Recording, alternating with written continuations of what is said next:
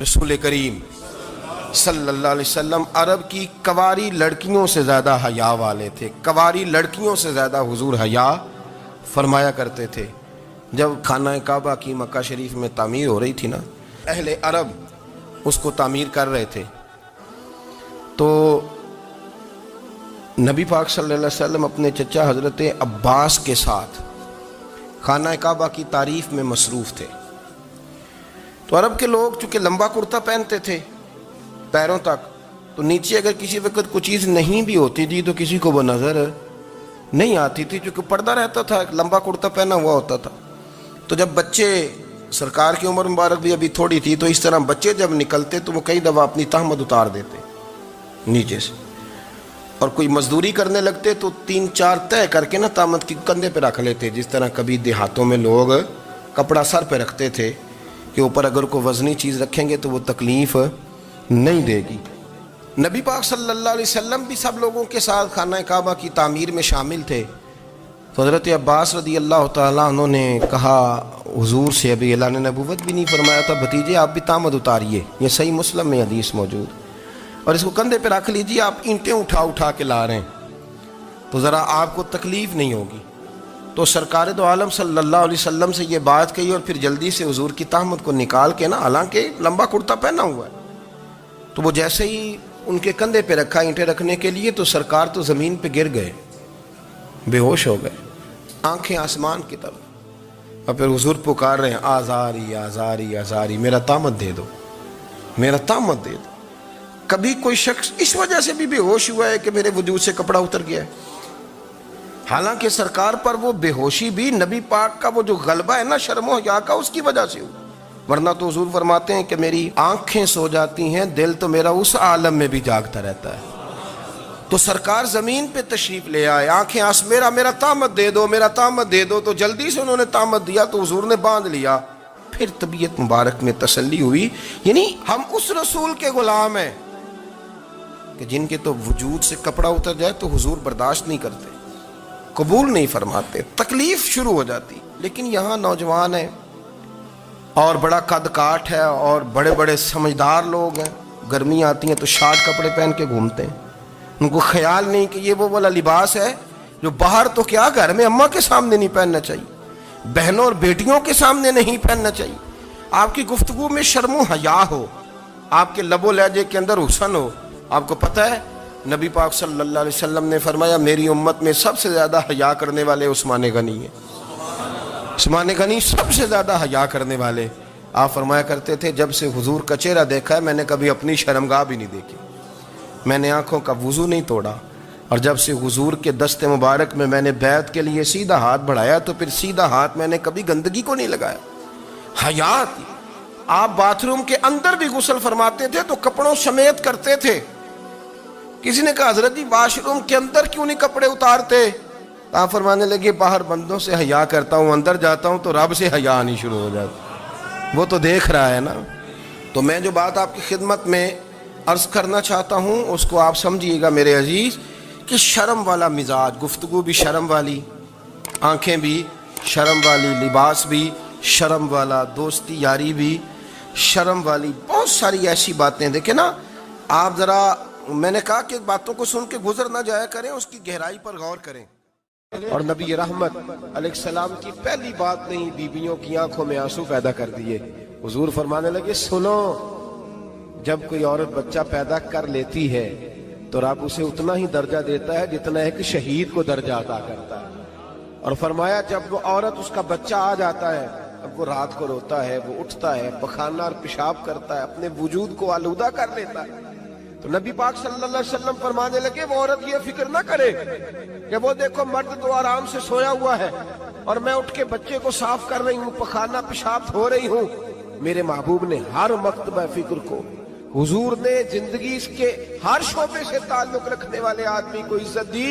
फरमाया बीबियों जब तुम रात को उठ के अपने बच्चे की खिदमत करती हो, दूध डाल के देती हो, पखाना और पेशाब साफ करती हो, तो फरमाया रब तुम्हें उतना ही अजर देता है जितना सारी रात मुसल्ले पे खड़े रहने वाले इबादत गुजार को अजर अता फरमाता है। इतना अल्लाह तुम्हें अजर देता है।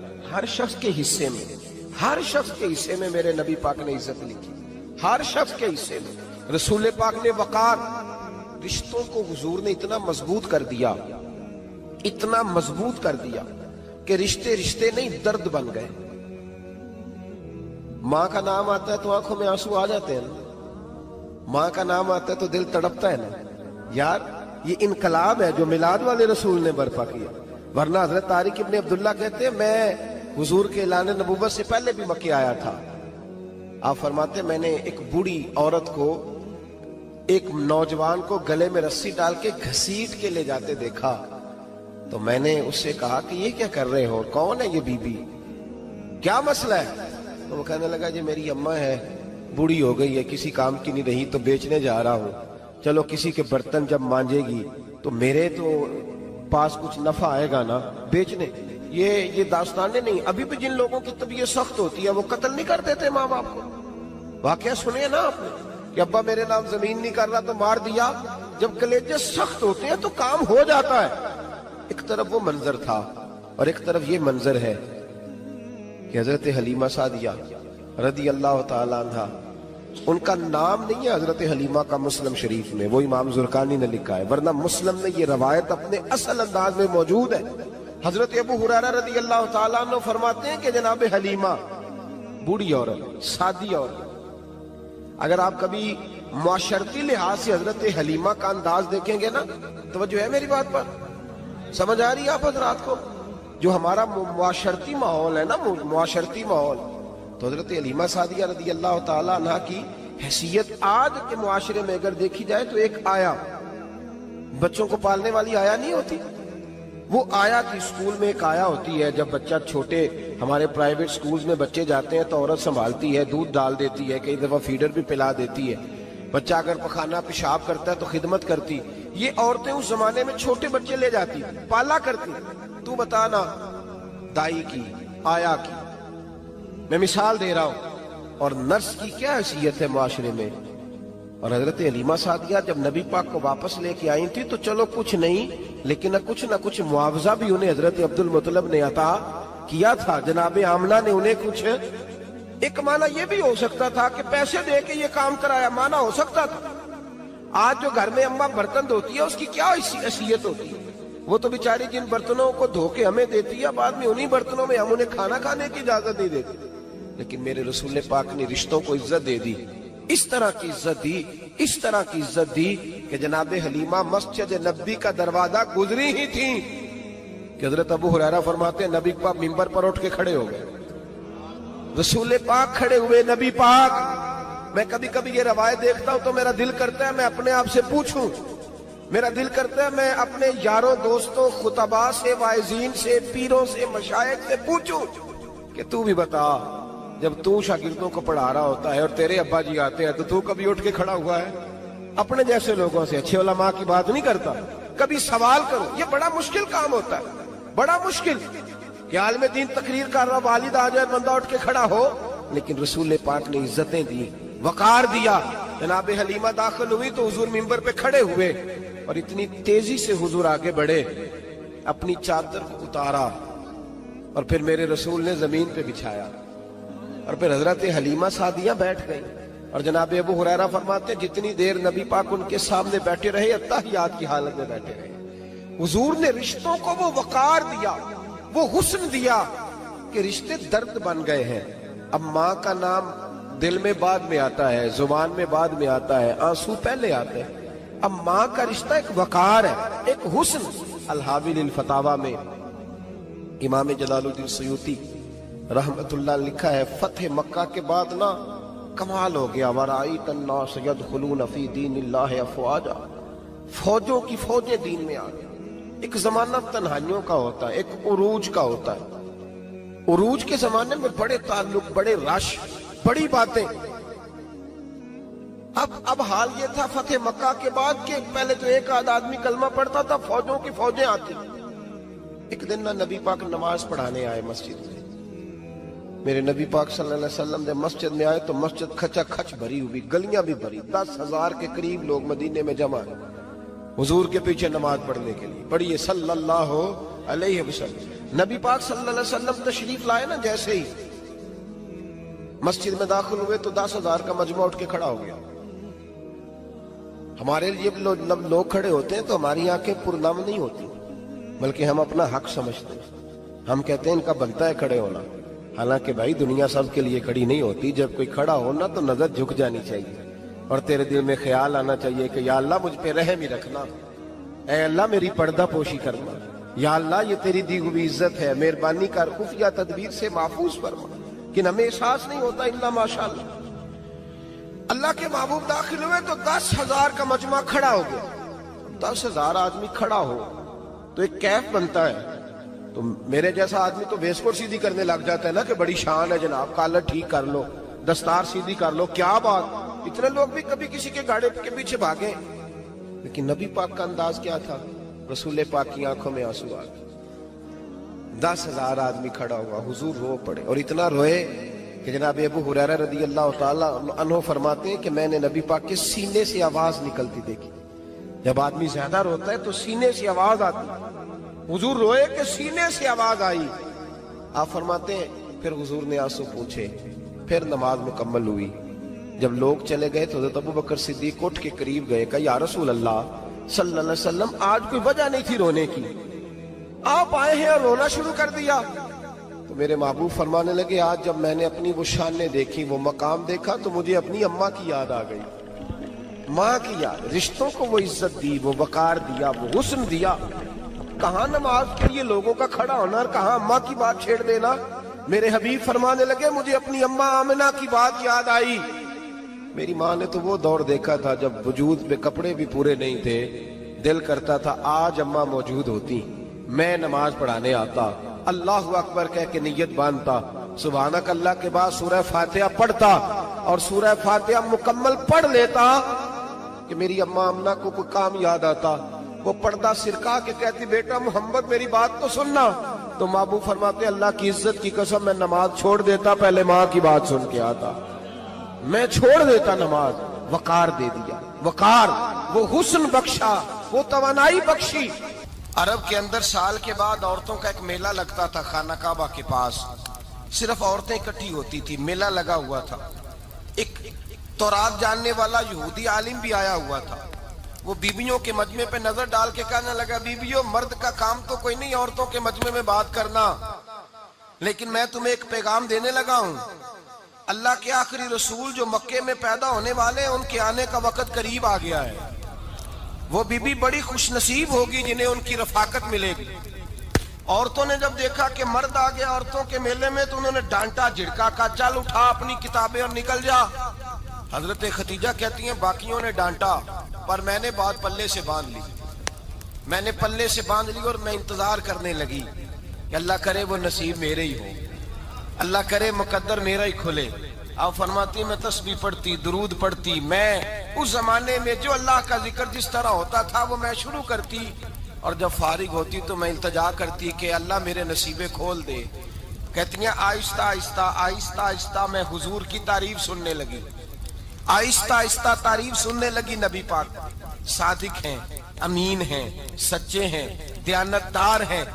اس برے اور میلے معاشرے میں بھی وہ سب سے اعلیٰ بھی ہیں اور سب سے اجلے بھی ہیں، وہ سب سے پاکیزہ ہیں. میں سننے لگی تعارف. آہستہ آہستہ میں ان کی گرویدہ ہونے لگی. ادھر نبی پاک صلی اللہ علیہ وسلم اپنے چچا جناب ابو طالب کے پاس رہتے تھے. قحط آ گیا، حالات بگڑ گئے. حضور سید عالم صلی اللہ تعالی علیہ وسلم سے چچا کہنے لگے بیٹے اگر مال تجارت لے کے شام جاؤ تو بڑا نفع کماؤ گے، ہمیں ضرورت بھی ہے، اور اگر ہو سکے تو ختیجہ کا مال لے کے جاؤ. اور نبی پاک نے کہا چچا میں نہیں کہوں گا کسی سے جا کے، میں نہیں کہتا کسی سے جا کے، جو میرے نصیب میں ہوگا میرا رب خود عطا فرمائے گا، میں نہیں کہوں گا. مصطفیٰ نے تو نہیں کہا. حضرت ختیجہ رضی اللہ تعالیٰ عنہ کہتی ہے میں نے خود اپنی خادمہ کو بھیجا. میں نے کہا جا کے پوچھو تو صحیح کہ میرا مال قبول ہوتا بھی ہے کہ نہیں، پوچھو. نبی پاک صلی اللہ علیہ وسلم سے پوچھا. حضرت ختیجہ کی خواہش ہے کہ آپ مال لے کے جائیں. حضور نے قبول کر لیا. جناب ختیجۃ الکبریٰ رضی اللہ تعالیٰ عنہ کے غلام تھے، میسرہ ان کا نام تھا. جناب ختیجہ نے ان کو ساتھ بھیجا. فرمایا تین باتیں ارشاد فرمائی. ایک تو فرمایا سارا رستہ غور سے دیکھنا میرے نبی کے ساتھ کیا معاملات درپیش ہوتے ہیں. ابھی اعلان نبوت نہیں کیا، فرمایا ذرا غور کرنا، میرے مصطفیٰ کا مطالعہ کرنا اور مجھے واپس آ کے سبق سنانا، وہ جو تم نے چہرہ بددعا کی تلاوت کی ہو ذرا مجھے واپس آ کے سنانا، جنہاں نے دل پر جانی ڈٹھا ہو اکھیاں ہی تک لیاں، تو ملے ہوں تے ساجن ملیا ہوں ناساں لگ پئیاں، ذرا جا کے نا تلاوت کرنا اور مجھے اور دوسرا فرمایا تم میرے غلام ہو تو مصطفیٰ کے بھی غلام بن کے رہنا، میں سنتی ہوں کہ کردار کے، افکار کے، نظریات کے، عظمت کے بلند و بالا، وہ جیسے کہیں ویسے کرنا۔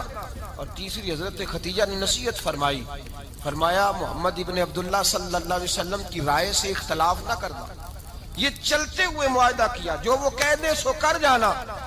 غلام کہتے ہیں میں ساتھ گیا، باتیں میں نے سن لی، لیکن جب سفر شروع ہوا نا ابھی چند منزلیں طے ہوئی تھی، میں نے کہا خدیجہ آپ نے کیا نصیحت کرنی تھی، ان کے ساتھ جو رہے گا وہ ان کا غلام ہی بن جائے گا، ان کے ساتھ جو رہے گا تو اجے میرا محبوب نہیں ڈٹھا جن ویکھ کے چن شرماوے، جے رکھے ہاتھ پھلاں وچ ہاتھ نال پھلاں رل جاوے، تے ادھی راتی چن چڑھ جاندے جدوں جلوہ فرماوے۔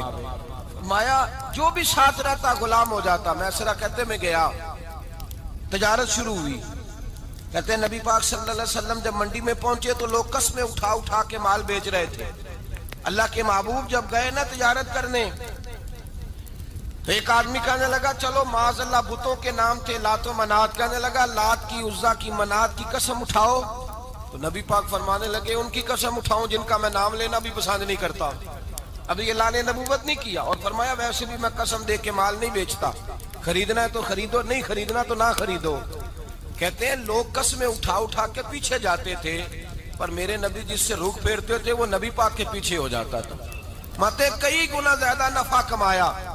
ہم رستے میں تھے، حضور ایک درخت کے نیچے آرام کرنے لگے، ایک عیسائی راہب غار میں بیٹھا تھا، نکل کے آ گیا، مجھ سے کہنے لگا مجھے وہ جانتا تھا، میں سرا یہ کس کو ساتھ لائے، یہ کون ہے؟ میں نے کہا اہل قریش کے ایک معزز آدمی ہے۔ کہنے لگے یار جس درخت کے نیچے یہ لیٹے ہوئے ہیں یہاں عام آدمی نہیں لیٹ سکتا، یہاں وہی لیٹے گا جو اللہ کا سچا رسول ہوگا، یہاں دوسرا کوئی لیٹ ہی نہیں سکا، یہ رسول ہے، ان کا خیال رکھنا، خیال رکھنا۔ کاش میں اس وقت تک زندہ رہوں جب یہ نبوت کا اعلان کریں۔ میسرہ کہتے ہیں میں غلام ہو گیا، نبی پاک صلی اللہ علیہ وسلم کی ادائیں مجھے بھانے لگی۔ جب واپسی پہ نکلے تو گرمی بڑی شدید تھی، فرماتے ہیں جب دھوپ تیز ہوتی تو بادل کا سایہ آ کے حضور پہ سایہ کر دیتا، بادل کا ٹکڑا نبی پاک پہ۔ اللہ جانے کہاں بیٹھ کے لوگوں نے کتابیں پڑھی ہیں جو کہتے ہیں 40 سال کے بعد نبی بنے تھے، پتہ نہیں کہاں بیٹھ کے کتابیں پڑھی ہیں۔ ہم نے تو جو سیرت پڑھی ہے وہ بتاتی ہے کہ تیری حیات پاک کا ہر لمحہ پیغمبر لگے، ہر لمحہ پیغمبر لگے۔ یہاں تو وہ لوگ جو کئی سال پہلے 20 اور 25 سال پہلے حضور سید عالم صلی اللہ علیہ وسلم کی رفاقت میں رہے، وہ اعلان کر رہے، لوگ پتہ نہیں کہاں بیٹھ کے کتابیں پڑھتے ہیں، کہاں بیٹھ کے۔ میرے نبی پاک سے صحابہ نے پوچھا حضور آپ کب نبی تھے؟ فرمایا ابھی آدم کی مٹی گوندی جا رہی تھی، ابھی آدم کی مٹی گوندی جا رہی تھی، میں تب بھی اللہ کا رسول تھا۔ میرے بھائی نبی رحمت سید عالم صلی اللہ علیہ وسلم کے غلام حضرت خدیجہ کے غلام کہتے واپس آیا، اور پہلے بھی کئی دفعہ حضرت خدیجہ کا مال گیا تھا، بڑے نفع آئے تھے، پر جو نفع اس سال آیا وہ پہلے کبھی نہیں آیا تھا۔ کہتے ہیں مجھ سے حضرت خدیجہ کی سہیلی بھی بیٹھی تھی، میں بھی آ گیا، اور جناب خدیجہ کی سہیلی کہنے لگی چل مال کے بارے میں کچھ بتا، کتنا بکا؟ میں نے کہا مال چھوڑو، مصطفیٰ کی سنو۔ اور پھر کہتی چلو ٹھیک ہے، بادل سایہ کرتا تھا، چلو ٹھیک ہے، تم سے راہب نے پوچھا تھا یہ صحیح ہے، انہوں نے تیری سارے رستے بڑی خدمت کی، تیرا بڑا خیال رکھا، پر یہ بھی بتا تجارت کیسے ہوئی؟ تو میں سرا کہنے لگا زندگی میں نے بھی ساری گزار دی ہے، پر اس رسول کے ساتھ 4 دن ہی گزارے ہیں، حد ہو گئی مجھ سے، اور کچھ نہ پوچھو، اور کچھ نہ پوچھو، آ میرے دل آمنہ کے لال کی باتیں کریں، اور کچھ نہ پوچھو، بس ذکر ان کا چھیڑیے ہر بات پر، اور چھیڑنا شیطان کا عادت کیجئے، بس مجھے حضور کے تذکرے بیان کرنے ہیں، ذکر مصطفیٰ کرنا ہے۔ حضرت خدیجہ الکبریٰ بڑی متاثر ہوئی، کہتی ہیں مجھے درجنوں لوگوں نے پیغام نکاح دیا تھا، پر میں نے سنی نہیں تھی، میں نے نفیسہ کے ہاتھ پیغام بھیجا، میں نے کہا میری عمر 40 سال ہے، ان کی 25 سال ہے، اور میرا احوال اور طرح کا ہے، وہ شہنشاہ ہیں، جا کے پوچھو تو صحیح भला मैं कबूल होती हूँ? पूछो। नफीसा कहती है मैं आई तो वो खातून जिनके लिए लोग बड़े बड़े कुरैश पैगाम देते थे, पैगाम लेके आई। तो रसूल पाक ने अजीब रंग बयान किया अपनी सीरत का। जब मैं पहुंची मैंने कहा खदीजा निकाह करना चाहती है। नफीसा कहती है मेरा ख्याल था कि कोई और होता तो कुर्सी से उठ खड़ा होगा, फौरन कहेगा अच्छा जल्दी करो बात करो। जब मैंने आके कहा ना हुजूर खदीजा निकाह करना चाहती है, तो नबी पाक ने मेरी तरफ देखा, फरमाया वो कहती है कि तुम कहती हो? कहा वो कहती है। तो हुजूर ने फरमाया ठहर जाओ, मैं अपने चचा से पूछ के बताऊंगा, मैं मशवरा करूंगा, मैं पूछ के बताऊंगा। आज बच्चों को कुछ सबक बड़े याद हैं।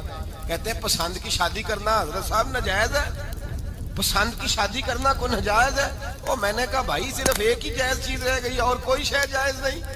ये एक ही जायज चीज है जिसका फतवा सारे नौजवान पूछते फिरते हैं, सारे रांझे बने फिरते हैं, मजनू बने फिरते हैं, सारे मईवाल हो गए।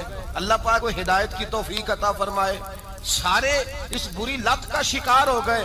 ओ भाई नबी पाक सिवाय खुदा के किसी के पाबंद नहीं, लेकिन मेरे मुस्तफा ने अपनी उम्मत को यह दर्श दिया है कि जो बड़ों के शफकत के साए में चलता है अल्लाह उसकी मदद फरमाया करता है। तुझे क्या पता तेरा अच्छा भला किस बात में? कहा निकाह करना चाहती हूं, फरमाया चचा से पूछ के बताऊंगा। खदीजा रदी अल्लाह ताला अन्हा कहती हैं उन्होंने पूछा। जनाब अबू तालिब कहने लगे ये तो खुशकिस्मती है कि हमें ऐसी बहू मिल जाए जिसके किरदार में, अफकार में, नजरियात में इतनी नफासत। मुस्तफ़ा करीम के साथ निकाह हुआ, कुर्बान जाएं। हजरत खदीजतुल कुबरा की शादी हुई तो भाई बड़ा मुश्किल होता है, बड़ा मुश्किल होता है अपने आप को ढालना। लेकिन जनाब खदीजा की जिंदगी उठा के देखो, मैं ये नहीं कह सकता वो करोड़पति थी, अरब खरब की मैं बात ही नहीं कर सकता। और 20-20 नौकरानियां थी उनके पास, दर्जनों उनके पास गुलाम थे। लेकिन जब रसूलुल्लाह के दरवाजा नूर पे आई हैं, उन्होंने मेरे नबी के घर में झाड़ू भी दिया है, उन्होंने हुजूर के कपड़े भी धोए हैं, उन्होंने रसूलुल्लाह के लिए अपने हाथों से खाना बनाया। उन्होंने देखा कि नबी पाक सल्लल्लाहु अलैहि वसल्लम को दौलतों से, तिजारतों से, सरमाए से प्यार नहीं। जितनी दौलत थी शाम को लाके कदमों में रख दी। का महबूबा जब मैं तेरी हूं तो मेरी हर शय ही आपकी है। चंद दिनों में हुजूर ने सारी चीजें दे दी अल्लाह के रास्ते में, हर चीज नबी पाक ने दे दी। हजरत खदीजतुल कुबरा का हाल ये था कि एक जोड़ा रह गया, कई जगह से पेबंद लगे हुए, मैं गुड्डी हथ डोर सजन दे और जिंज रखे उंज रहना वाजिब नहीं जे विच शरीयत मंदा खसम नु कहना। बस ठीक है, जिस हाल में महबूब राजी हैं, कहा हर चीज कदमों में रख दी और हुजूर के हर रिश्ते का ख्याल किया, नबी पाक की हर ख्वाहिश का। औरतें बिलखुसूस मेरी बात पे तवज्जो करें जो अर्ज करने लगा हूं। आग लगी हुई है घरों में, फसाद है, लड़ाई है, झगड़ा है, दंगा है। ये तेरा रिश्तेदार वो मेरा रिश्तेदार, जब तेरे आते हैं तो रोटियां जल्दी पकती हैं, जब मेरे आते हैं तो बीमारियां बड़ी होती हैं। तेरे मेरे का झगड़ा। आओ मेरे मुस्तफा करीम सैयद आलम का भी हाल देखो। हजरत हलीमा सादिया मिलने आई, शादी को कुछ दिन गुजरे तो हलीमा सादिया मिलने आई। हजरत हलीमा सादिया सगी अम्मा नहीं, रजाई अम्मा है। यहाँ तो सगी अम्मा बर्दाश्त नहीं होती, सगी अम्मा। और वो बहू सोचती नहीं बात करते हुए, सोचती नहीं, वो सोचती नहीं कि किसके बारे में बात कर रही है, उसे पता ही नहीं कि तुझे तो पला पलाया ये मिला है ना। कभी इसकी अम्मा से पूछ उसने कितनी तकलीफें बर्दाश्त की, उससे पूछ किस दिक्कत में, किस आजमाइश में इस बच्चे को परवान चढ़ाया है। तू आज मालक बनी है तो तू रंग ही बदल गई है। और बच्चा भी बीवी के साथ मिलकर के अम्मा की गिबत करता है, सोचता ही नहीं कि बात किसकी हो रही है, इसे ख्याल ही नहीं आता। हजरत हलीमा सादिया रजाई माँ है। जब तशरीफ लाई तो मुस्तफा करीम ने फरमाया खदीजा ये मेरी अम्मा है। जनाब हलीमा सादिया कहती हैं मैं घर में रही, मेरी खिदमत की, मुझे खाना पका के दिया, बिस्तर बिछा के दिया, कपड़े लेके दिए। और जब मैं जाने लगी तो कहने लगी आप मेरे मुस्तफा की अम्मा हैं, पहली दफा आई हैं, थोड़ा सा तोहफा ना दे दूं? मैंने कहा जैसे मर्जी। हजरत हलीमा कहने लगी तो जनाब हलीमा सादिया को 40 बकरियां और एक ऊंट तोहफे में अता फरमाया। और ये जो बीबी आके माली बनी है ना आज, जिस दरख्त की छांव में तू बैठी हुई है ना, अगर तू समझे तो असल एहसान उस माँ का है जिसने ये परवान चढ़ा के तुझे दिया है। اصل نیکی اس اماں کی ہے جس نے تیرے سر پہ یہ سرتاج رکھا ہے، اور تو اس ماں کو ہی بھول گئی ہے۔ اور شکوہ بہو سے نہیں، شکوہ اس بیٹے سے ہے، بیٹے سے ہے جو علیحدہ بھی ہونے لگا تھا تو اماں سے علیحدہ ہو گیا ہے، جس نے سوچا ہی نہیں کہ ماں کے ہاتھ اٹھ جائیں تو عرش کا مالک کہتا ہے فرشتوں سے کہ پیچھے ہٹ جاؤ، ماں اور باپ اولاد کے لیے جو مانگے گے میں فوراً عطا کروں گا، تجھے پتہ ہی نہیں۔ اور ادھر رسول پاک کا کیا حال ہے، کہتے ہیں وہ تیرے رشتہ دار ہیں، تیرے بہن بھائی ہیں، تو جا، میں تجھے دروازے پہ چھوڑ آؤں گا، تو مل ان سے، میں نہیں ملتا، میں صاحب ہوتا ہوں، میرا ان سے کیا لینا دینا۔ حضرت خدیجہ کے بھائی نہیں تھے، نبی پاک صلی اللہ علیہ وسلم کے سسر حیات نہیں تھے، دو بیٹے تھے حضرت خدیجہ کے، اور وہ دونوں بیٹے پچھلے خامن سے تھے۔ ذرا عقل کی کسوٹی پر تولیے گا کہ کسی بی بی کے بیٹے ہوں اور پچھلے خامن سے ہوں، اس آدمی کا رویہ کس طرح کا ہوتا ہے۔ لیکن میرے رسول پاک کا رویہ اس طرح کا تھا۔ میں آپ کو سیرت کی کتابوں سے امام حلبی نے، کستلانی نے، صاحب فتح الباری نے لکھا ہے، رسول کائنات سید عالم صلی اللہ علیہ وسلم سوئے ہوتے تھے اور جاگو اور سنو، اللہ کرے حضرت خدیجہ کا میرے نبی سے رشتہ اور میرے نبی کا حضرت خدیجہ کا رشتہ ہماری سمجھ میں آ گیا تو سمجھ لو ہمارے گھر جنت بن جائیں گے، روشنی پھیل جائے گی، سمجھو اور سیکھو۔ حضرت عائشہ صدیقہ فرماتی ہیں نبی پاک سو جاتے تھے نا دوپہر کو تو کہتی تھی مولا علی سے لے کر ابو بکر صدیق تک کسی کی طاقت نہیں ہوتی تھی حضور کو آ کے بیدار کرے، سوء ادب سمجھا جاتا تھا۔ اور میں ایک جملہ آگے بڑھا کے کہوں گا، میں کہوں گا اماں جی آپ تو مولا علی سے لے کر ابو بکر صدیق تک فرماتی ہے نا، ہمارا تو عقیدہ یہ ہے کہ مصطفیٰ سو جائے تو جبریل بھی نہیں جگا سکتے، وہ بھی نہیں آ سکتے، وہ بھی ہاتھ باندھے کھڑے ہیں کہ مولا کیسے جگاؤں، حضرت جبریل بھی نہیں جگا سکتے۔ لیکن حضرت عائشہ صدیقہ فرماتی ہیں میں تھی مدینے میں کے حضرت خدیجہ کے وصال، میں مدینے میں حضور کے گھر میں تھی، نبی پاک میرے گھر میں موجود تھے اور سید عالم سوئے ہوئے تھے۔ حضرت خدیجہ کے پچھلے خامند کے بیٹے جناب حالہ آ گئے اور وہ مسجد میں آ کے بولے، مسجد میں توجہ کرنا، مسجد میں بولے، انہوں نے مسجد میں آ کے پوچھا کہ نبی پاک کہاں ہے، مسجد میں۔ تو جناب عائشہ صدیقہ فرماتی ہیں حضور سوتے ہوئے بیدار ہو گئے، حضور طامت سمیٹی، فوراً سر کے اوپر کپڑا رکھا، میں نے کہا حضور کہاں جا رہے ہیں، فرماتی ہے میں نے ایک دفعہ پوچھا تو حضور نے 3 دفعہ فرمایا میرا حالہ آ گیا ہے، میرا حالہ آ گیا ہے، میرا حالہ آ گیا ہے، خدیجہ کا بیٹا آ گیا ہے۔ میرے رسول پاک صلی اللہ علیہ وسلم نے بی بی کے رشتوں کا جو تقدس بیان کیا اس کو سمجھیے، فرمایا حالہ آیا ہے، بیدار ہو کے خود تشریف لے گئے۔ اور یہ تو حالہ تھے نا، بڑے بیٹے حضرت خدیجہ کے سب سے، ان کا نام ہند تھا، اور حضرت ہند سے کوئی بندہ تعارف پوچھتا نا، نبی پاک کا جو حلیہ ملتا ہے نا کتابوں میں، سیرت کی کتابوں میں، حضور کا مکھڑا کیسا تھا، مکھ چند بدر شاشانی ہے، متھے چمک دی لاڈ نورانی ہے، کالی زلف تیاک مستانی ہے، مخمور اکھی ہیں مد بریاں۔ یہ جو حضور کا حلیہ ملتا ہے نا، یہ حضرت ہند کا بیان کیا ہوا ہے۔ وہ بیان کیا کرتے تھے کہ نبی پاک کی آنکھیں کیسی تھی، حضور کے جلوے کیسے تھے، وہ بیان حضرت خدیجہ کے بیٹے ہیں۔ کوئی ان سے پوچھتا کہ بڑے راضی رہتے ہو ہند، بڑے راضی رہتے ہو، تو حضرت ہند کیسے راضی کیسے نہ رہوں، راضی کیسے نہ رہوں، میرے بھائی کا نام علی المرتضیٰ ہے، بہن کا نام فاطمہ الزہرا ہے، ماں کا نام خدیجہ الکبریٰ ہے، اور باپ کا نام محمد مصطفیٰ ہے، میں راضی کیسے نہ رہوں۔ حضرت خدیجہ الکبریٰ کے رشتوں کے ساتھ رسول اللہ کا پیار، ان کے رشتے۔ کنز المال میں حضرت عائشہ صدیقہ کی حدیث ہے، جناب عائشہ فرماتی ہیں دوپہر کو حضور آرام کرتے تو کوئی آیا نہیں کرتا تھا، ایک دن ایک بوڑھی آ گئی دروازے پہ، اس نے چھڑی پکڑی ہوئی، کہتے ہیں وہ اندر آئی تو نبی پاک بڑی تیزی کے ساتھ اٹھے، حضور سید عالم نے قریب بٹھایا، دیر تک حضور باتیں کرتے رہے، دیر تک گفتگو ہوتی رہی۔ فرماتے ہیں حضور نے اسے کوئی اضافی وقت دیا، عام صحابہ اس وقت آتے نہیں تھے، حضور کے آرام کا وقت تھا، اضافی وقت دیا نبی پاک نے۔ اور فرماتے ہیں جب وہ جانے لگی تو نبی پاک نے تحفے بھی عطا فرمائے، اور پھر ایک غلام سے، حضرت بلال سے یا کسی غلام سے فرمایا کہ ساتھ جاؤ اور گھر چھوڑ کر کے آؤ۔ نبی پاک صلی اللہ علیہ وسلم نے اعزاز دیا۔ حضرت عائشہ صدیقہ فرماتی ہیں دیر تک ملاقات بھی، تحفے بھی، انفرادی ملاقات، بعد میں نبی پاک صلی اللہ علیہ وسلم لیٹ گئے. میرے دل کے اندر خیال آیا کہ حضور جائیں گے اور جب رات کو واپس آئیں گے تو پھر میں پوچھوں گی کہ حضور یہ بی بی کون ہے. حضور اب آرام کر رہے ہیں. فرماتی ہیں میرا خیال تھا کہ یہ سوال شام تک میرے ذہن میں رہے گا کہ یہ کون ہے. آپ نے بڑا اعزاز دیا, دروازے تک چھوڑنے گئے. حضرت عائشہ صدیقہ فرماتی ہیں میں سوچ رہی تھی آرام کر رہے ہیں, اور میں نے جیسے ہی نگاہ ڈالی تو حضور تو گہری سوچ میں گم ہے. نبی پاک سوچوں میں گم ہے اور آنکھیں کھلی ہوئی. فرماتی ہے میں قریب جا کے بیٹھی, قدموں پہ ہاتھ رکھا. میں نے کہا محبوبہ یہ بی بی کون تھی؟ اتنی دیر آپ نے ملاقات کی اور وہ چلی گئی ہے تو ابھی خیالات ہیں, تصورات ہیں. فرماتی ہے میں نے پوچھا تو مصطفیٰ کی آنکھوں میں آنسو آ گئے. نبی پاک رو دیے, اٹھ کے بیٹھ گئے. میں نے کہا حضور کیا ہوا؟ میں نے تو آپ کو پریشان کر دیا, میں معذرت چاہتی ہوں. حضور نے فرمایا عائشہ ایسی کوئی بات نہیں.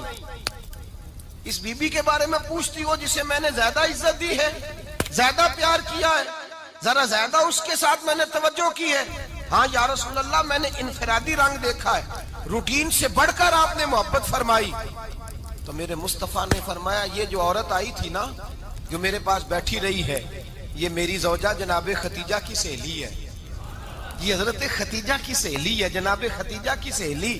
فرمایا یہ مکے میں خدیجہ سے ملنے آیا کرتی تھی. خدیجہ اسے وقت دیتی تھی, پاس بٹھاتی تھی, کھانا کھلاتی تھی, دکھ سکھ سنتی, اور تھوڑی غریب ہے. جب یہ جاتی تھی تو خدیجہ تحفے بھی دیتی تھی. فرمایا آج جب یہ آئی ہے تو خدیجہ کی یادیں تازہ ہو گئی. دیر تک میں نے اس سے بات کی ہے, گفتگو کی, جاتے دفعہ تحفہ دیا ہے, اس لیے کہ حسن العہد من الایمان, اچھے طریقے سے وعدہ نبھانا یہ بھی ایمان کا حصہ ہے. اچھے طریقے سے عہد نبھانا, تعلقات نبھانا یہ بھی ایمان کا حصہ ہے. حضرت خدیجہ کی سہیلیوں سے رسول اللہ صلی اللہ علیہ وسلم کا رشتہ. پہلی وحی نازل ہوئی نبی پاک پر. اب حضور جب ابتدائے وحی کے ایام آئے تو حضرت خدیجہ فرماتی ہیں رسول پاک غار حرا میں چلے جاتے, کئی کے دن وہاں رہتے. پہلی وحی آئی تو قرآن مجید کی تاثیر یہ ہے کہ لو انزلنا ھذا القرآن علی جبل لرأیتہ خاشعا متصدعا من خشیۃ اللہ. فرمایا اگر میں پہاڑوں پہ نازل کروں قرآن کو تو وہ بھی میرے خوف سے ریزہ ریزہ ہو جائے. اتنی تاثیر ہے. جب حضور کے قلب اطہر پر آیا تو نبی پاک کانپتے ہوئے گھر آئے, زملونی زملونی, مجھے چادر اڑاؤ چادر اڑاؤ. حضرت خدیجہ نے چادر دی, بیٹھ گئے. کہا خدیجہ آج کوئی آنے والا آیا ہے. ایک اور بسم ربک الذی خلق, یہ آیات اس نے مجھے دی ہیں اور میں بڑے خوف کے عالم میں ہوں. حضرت خدیجہ کے لفظ بڑے حسین ہیں. جناب خدیجہ الکبریٰ رضی اللہ تعالیٰ عنہ کیا فرماتی ہیں؟ کہتی ہیں یا رسول اللہ صلی اللہ علیہ وسلم آپ غم نہ کریں, رب آپ کو رسوا نہیں کرے گا, عزتیں عطا کرے گا. اور دلیل کیا ہے؟ حضرت خدیجہ فرمانے لگی دلیل یہ ہے کہ آپ غریبوں کی مدد کرتے ہیں, مسکینوں کا خیال رکھتے ہیں, اور محبوبہ کمزوروں کا بوجھ آپ اٹھاتے ہیں. جس کے اندر یہ خوبیاں ہوتی ہیں اللہ اسے عزت ہی عطا فرمایا کرتا ہے. حضرت خدیجہ الکبریٰ رضی اللہ تعالیٰ عنہ سب سے پہلے نبی پاک پہ ایمان لائی. بڑا مشکل ہوتا ہے. ہمارے جو فلسفے کے لوگ ہیں وہ کہتے ہیں بہت بڑا ولی اللہ بھی ہو تو بیوی اس کی مان جائے, یہ مشکل ہوتا ہے کام, یہ مشکل ہوتا ہے. حضرت خدیجہ الکبریٰ رضی اللہ تعالیٰ عنہ سب سے پہلے ایمان. اور کس طرح کا ایمان؟ کس طرح کا ایمان؟ ابن ماجہ میں روایت ہے, غور کرنا. حضرت قاسم نبی پاک صلی اللہ علیہ وسلم کے صاحبزادے, حضور کی 6 اولادیں, 4 بیٹیاں 2 بیٹے حضرت خدیجہ سے ہوئے, 4 بیٹیاں اور 2 بیٹے. دھوکہ دیتے ہیں بعض لوگ, کہتے ہیں حضرت خدیجہ کی ایک ہی بیٹی تھی. حضرت قاسم حضور کے بیٹے تھے, وہ وصال کر گئے. حضرت خدیجہ ابھی دودھ پلاتی تھی کہ شہزادے پردہ کر گئے. ایک دن گھر میں بیٹھی ہوئی تھی تو کہنے لگی یا رسول اللہ صلی اللہ علیہ وسلم میرے بیٹے قاسم کے حصے کا دودھ میرے وجود میں بھر آیا ہے, کاش میرا رب اتنا موقع دیتا کہ میرا بیٹا مدت رضاعت ہی پوری کر لیتا, وہ دودھ پی لیتا. نبی پاک نے فرمایا خدیجہ تو غم نہ کر, اللہ تبارک و تعالیٰ نے تیرے بیٹے کی مدت رضاعت جنت میں پوری کر دی ہے, جنت میں پوری کر دی ہے. اور نبی پاک نے اپنا اختیار بیان فرمایا ابن ماجہ میں. رسول پاک نے فرمایا اگر تو کہے تو میں یہاں بیٹھے بیٹھے تجھے تیرے بیٹے کی آواز سناؤں, عرض کروں رب کی بارگاہ میں ابھی تجھے سناؤں تیرے بیٹے کی بات, ابھی وہ جنت میں بولے. لطف نہیں آیا آپ کو اس بات کا؟ میں ابھی سناؤں تجھے بات سیاستہ کی روایت، ابھی سناؤں تیرا بیٹا بولے گا جنت میں، آواز یہاں مکے میں آئے گی، سناؤں؟ بڑے لوگ کرامت دیکھنا چاہتے ہیں، معجزہ دیکھنا چاہتے ہیں، کہتے ہیں جی میں تو وہ دیکھ کے آؤں گا۔ کہا سناؤں؟ حضرت خدیجہ کا ایمان دیکھیں، کہنے لگی محبوبہ مجھے سننے کی کیا ضرورت ہے، میں خدا کو بھی مانتی ہوں، محمد مصطفیٰ کو بھی مانتی ہوں، میں بن دیکھے ہی مانتی ہوں، بن دیکھے ہی مانتی ہوں، مجھے سننے کی ضرورت آپ نے کہہ دیا تو سو ہو گیا، مجھے حاجت حضور کہہ رہے ہیں اگر تو کہے تو دعا کروں، التجا کروں، ابھی آواز اللہ سنا دے، ابھی سناؤں؟ حضرت خدیجہ کہتی ہے نہیں حضور میں بن دیکھے ہی، میں ان لوگوں میں سے نہیں ہوں جو پہلے دیکھ داکھ کے آئیں، پلٹ کے آئیں، دیکھ کے سودا کریں، میں تو ان لوگوں میں سے ہوں جو بن دیکھے مانا کرتے ہیں۔ یؤمنون بالغیب کی قائل رسول اللہ صلی اللہ علیہ وسلم پہ ایمان لائی، اور پھر نبی پاک صلی اللہ علیہ وسلم نے جیسا کہا حضرت خدیجہ نے ویسا کیا۔ اور حضرت عائشہ کی روایت ایسی بھی ملتی ہے، جناب عائشہ سے کسی نے پوچھا تھا کسی نے جنت کی نعمتیں بھی کھائی ہیں؟ تو حضرت عائشہ کہنے لگی ہاں، ایک دفعہ نبی پاک نے جنت کے انگوروں کا خوشہ توڑ کے حضرت خدیجہ کو کھلائے تھے، وہ انگور وہاں سے توڑ کے جناب خدیجہ کو حضور نے انگور کھلائے تھے۔ نبی پاک صلی اللہ تعالی علیہ وسلم پر ایمان لائی، ہر موقع پر حضور کا ساتھ دیا، تکلیفیں دیکھی، آزمائشیں دیکھی۔ حضرت خدیجہ کا جو وقت حضور کے ساتھ گزرا ہے نا، وہ سارا آزمائشوں کا وقت ہے۔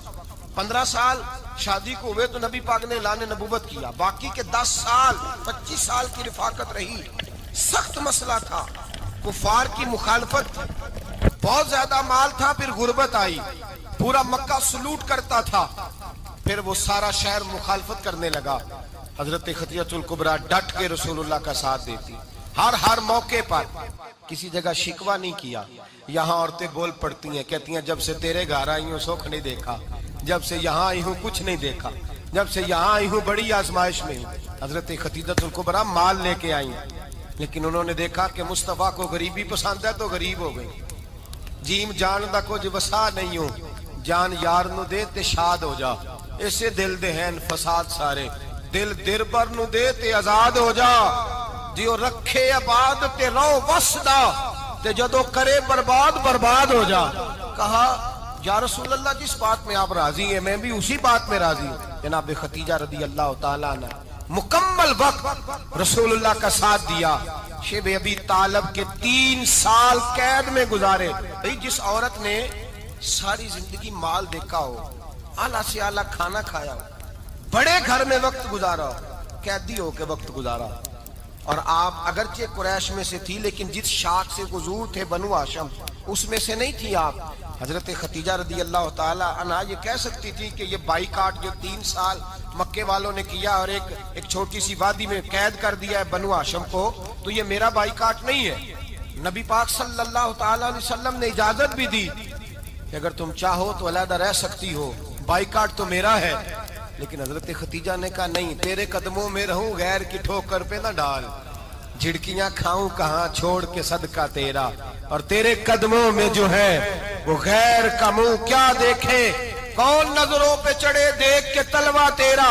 کہ حضور میں نے نہیں جانا، 3 سال پتے کھا کے وقت گزارا، 3 سال پانی پی کے وقت گزارا۔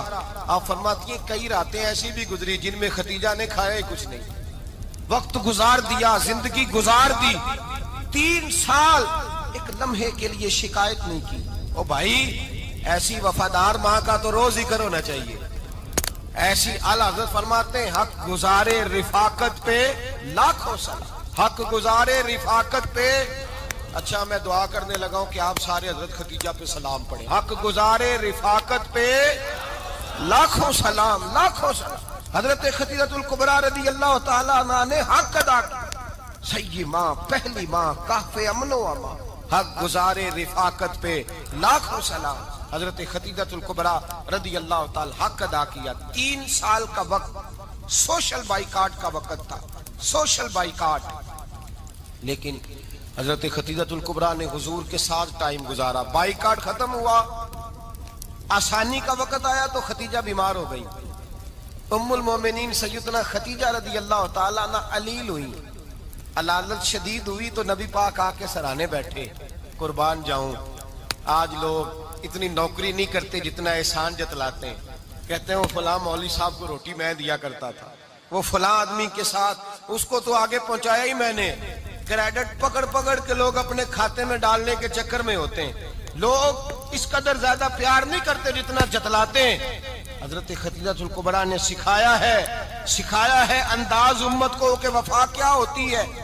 حضرت خدیجہ نے ساری زندگی نوکری کی، ساری زندگی وفا کی، وقت وصال آیا، حضور کو بلایا، اللہ کے محبوب تشریف فرما ہوئے، صاحب ابن الشام کہتے ہیں حضرت خدیجہ رو پڑی، کہنے لگی محبوبہ میں نبی کی بیوی تھی، میں خدمت کا حق نہیں ادا کر سکی، کوئی غلطی ہو گئی ہو تو مجھ سے درگزر کر دیا جائے، مجھے معاف کر دیا جائے۔ یہ کہہ کے رونے لگی، نبی پاک نے فرمایا تو غلطی کی بات کرتی ہے، خوش ہو جا، میرے رب نے وعدہ فرمایا ہے کہ تو دنیا میں بھی میری بیوی ہے تو جنت میں بھی تو ہی میری بیوی بنے گی، وعدہ کیا ہے اللہ تبارک و تعالی، میں نے تجھے پسند کیا ہے، جنت میں بھی تو ہی میری بیوی ہے۔ میرے نبی کریم سید عالم صلی اللہ علیہ وسلم نے حضرت خدیجہ الکبریٰ رضی اللہ تعالیٰ عنہ سے اس قدر زیادہ، حضرت عائشہ فرماتی ہیں اکثر گھر میں اکثر نبی پاک حضرت خدیجہ کا ذکر چھیڑ دیتے، یہاں تو آدمی بہن کا ذکر نہیں نہ کر سکتا بیوی کے سامنے، اماں کا ذکر نہیں کر سکتا، معاملہ خراب ہو جاتا، بڑا مشکل ہو جاتا، مشکل ہے۔